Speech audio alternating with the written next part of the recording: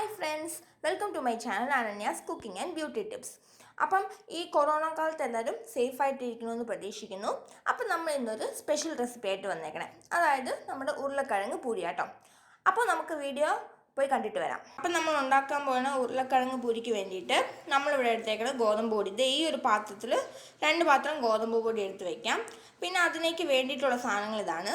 നമുക്ക് 2-3 medium size ഉരുളക്കിഴങ്ങ് ഒന്ന് വേവിച്ചിട്ട് എടുക്കാം. എന്നിട്ട് അതിൻ്റെ തൊലിയൊക്കെ പൊളിച്ചിട്ട് മിക്സിയുടെ ജാറിലിട്ടിട്ട് അതിനകത്തേക്ക് തന്നെ 2 പച്ചമുളക്, പിന്നെ ഒരു സബോളയുടെ 1/4 ഭാഗവും അതും കൂടി ഇട്ട്, പിന്നെ കരിവേപ്പിലയും കൂടി ഇട്ടിട്ട് നമുക്ക് ഇച്ചിരി മഞ്ഞൾപ്പൊടി ഇട്ട് ഒന്ന് ക്രഷ് ചെയ്തെടുക്കാം. അതാണിത്.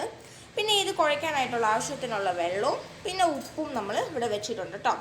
അപ്പം നമുക്കിത് കുഴച്ചിട്ട് വരാം. അപ്പോൾ ഇതേ നമ്മൾ ആ ഗോതമ്പ് പൊടിയില്ല, അതിനകത്തേക്ക് നമ്മൾ ക്രഷ് ചെയ്ത് വെച്ച ആ സാധനങ്ങളില്ലേ, ഉരുളക്കിഴങ്ങ് അതിൻ്റെ ഇതൊക്കെ നമുക്ക് ഇതിലേക്ക് ഇട്ടിട്ട് നമ്മുടെ ഇത് നല്ലോണം കുഴച്ചെടുക്കാം കേട്ടോ.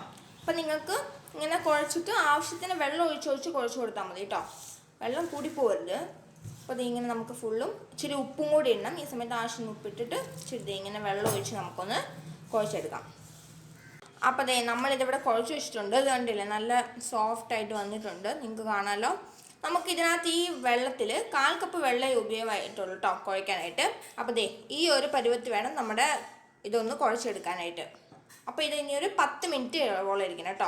10 മിനിറ്റ് ഇരുന്ന് കഴിയുമ്പോൾ നമുക്കിത് ഉണ്ടാക്കാൻ തുടങ്ങാം. അപ്പോൾ ഇതേ നമ്മളത് കുഴച്ച് വെച്ചിട്ട് ഒരു 10 മിനിറ്റ് ആയിട്ടുണ്ട്. അപ്പോൾ നമ്മളിത് ഇങ്ങനെ ചെറിയ ഉരുളായിട്ട് ഇട്ട് വയ്ക്കാം. ഇതിലേക്ക് ഒരു 17-18 ആട്ടോ കിട്ടിയിരിക്കണേ. അപ്പോൾ ഇത്ര ഉരുള കിട്ടിയിട്ടുണ്ട്. അപ്പോൾ ഇനി നമ്മൾ ഇവിടെ ഇതൊരു പൂരി പ്രസ്സാണ്, ഇതിലേക്ക് വെച്ചിട്ട് നമുക്കിതൊന്ന് അമർത്തിയെടുക്കാം. ഇത് നിങ്ങൾ ഇച്ചിരി എണ്ണ അതിൻ്റെ ഇവിടെ താഴെയും ഭാഗത്തായിട്ട് പരത്തിയിട്ട് ഇങ്ങനെ ഒന്ന് പ്രസ് ചെയ്തെടുത്താൽ മതിയാവും. എന്നിട്ട് നമ്മുടെ എണ്ണയൊക്കെ ഒന്ന് ചൂടായിട്ടുണ്ട്. അപ്പോൾ നമുക്ക് ഇട്ട് കൊടുക്കാം അതിലേക്ക്. അപ്പം എണ്ണ നിങ്ങളൊന്ന് ചൂടാകുമ്പോൾ നിങ്ങളൊരു പീസ് എടുത്തിട്ട് നോക്കിയാൽ മതി. ഒരു മീഡിയം ഇതാകുമ്പോൾ നമുക്കൊന്ന് ഇട്ട് കൊടുക്കാം കേട്ടോ. നമുക്ക് ഇതിലൊന്ന് ഇട്ട് കൊടുക്കാം.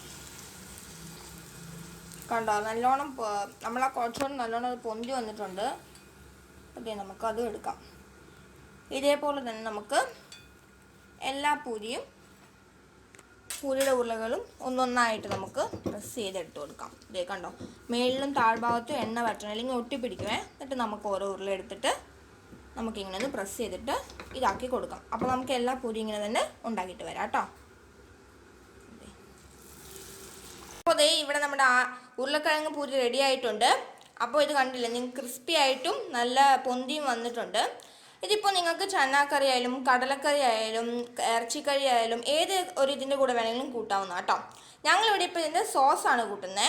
അപ്പോൾ ഇത് വീട്ടിലുണ്ടാക്കിയ സോസാട്ടോ. അപ്പോൾ ഇതിൻ്റെ വീഡിയോ ഞാൻ പിന്നീട് ഒരിക്കൽ നിങ്ങൾക്ക് കാണിക്കാവുന്നതാണ്. അപ്പോൾ ഇത് ഇത്രയേ ഉള്ളൂ. അപ്പോൾ നിങ്ങൾ എന്തായാലും ഇത് വീട്ടിൽ ട്രൈ ചെയ്ത് നോക്കണം. എന്നിട്ട് ഇഷ്ടപ്പെട്ടെങ്കിൽ ലൈക്ക് ചെയ്യാനും ഫ്രണ്ട്സിനോടൊപ്പം ഷെയർ ചെയ്യാനും മറക്കല്ലേ. പിന്നെ ആ സബ്സ്ക്രൈബ് ബട്ടൺ കൂടി ഒന്ന് ഞെക്കിയേക്കണം കേട്ടോ. താങ്ക്